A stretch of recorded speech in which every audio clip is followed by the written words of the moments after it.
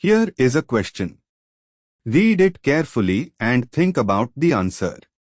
Let us solve it step by step. Let us begin solving this step by step. Step 1. Identify the functional groups. The structure shows a terminal triple bond, alkyne, on the right end and an internal double bond with a trans configuration on the left end. Step 2. Count the carbon chain. Starting from the terminal alkyne carbon, C1, C2, C3, C4, C5, C6 is equal to C7, C8.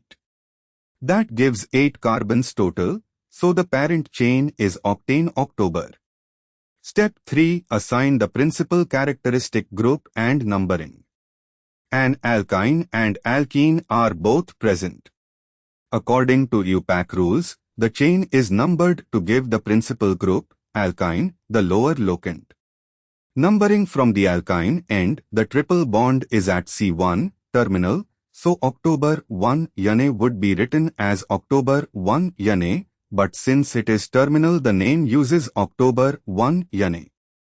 The double bond falls between C6 and C7 giving October 6 N1 Yane, Yane suffix gets lower locant.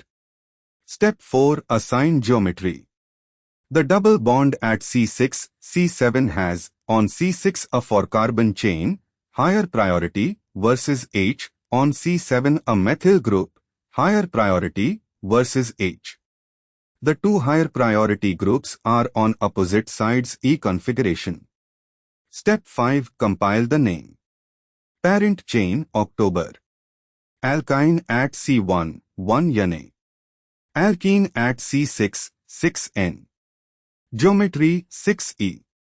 Full name, 6E, October, 6N, 1 Yane. No other options are present to eliminate, but alternative numbering from the alkene end would give the triple bond at C8, higher locant, which is incorrect by IUPAC rules.